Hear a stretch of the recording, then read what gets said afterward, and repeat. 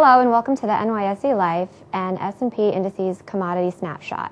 This is the second filming in a series of three. First one filmed in London. We're here now in Paris. The third one will be filmed in New York City. My name's Dare Lashnitz. I work with Nick Kennedy in Chicago on the commodities team for NYSE Liffe. I'd like to welcome back Mike McGlone from S&P. Nice to see you again. And I'd actually like to start with you, if you could describe the mechanisms of an indice and how it is beneficial for an investor and how they can use it.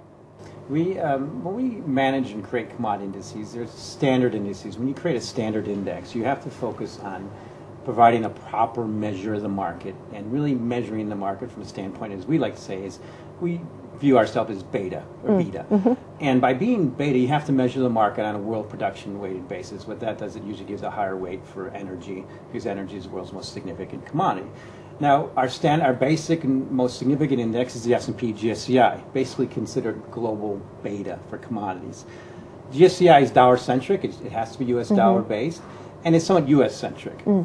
Now, we've had demand and interest in indices that measure the market in terms of commodities a little bit away from the U.S., maybe a more regional exposure. So for that purpose, we've created the S&P World Commodity Index, or the S&P WCI. And the WCI's significance is it measures commodities away from the U.S. All the most liquid traded commodities in the world that don't trade in the U.S. are in this index, and some of those are NYSE contracts, more notably the agriculture products. A significant commodity in there from the NYSE is cocoa. Cocoa, actually, that trades on the NYSE Liffe exchange, has a greater total dollar value traded, or more volume, the actual cocoa contracts in the GSCI. And the reason that contract is not in the GSCI is because it's not dollar-based. And Nick, how does milling wheat fit into this, and why are we here in Paris?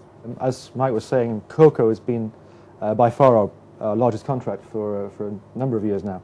But this year this changed, and the biggest contract we have is European wheat.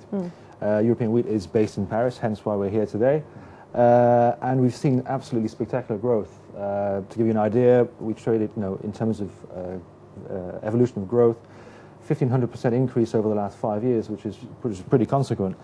And so we're seeing now more and more demand for this alternative to a US denominated contract, the benchmark being Chicago, 150-year-old contract, compared to this European contract, which is only very young. 13 years old. Exactly right.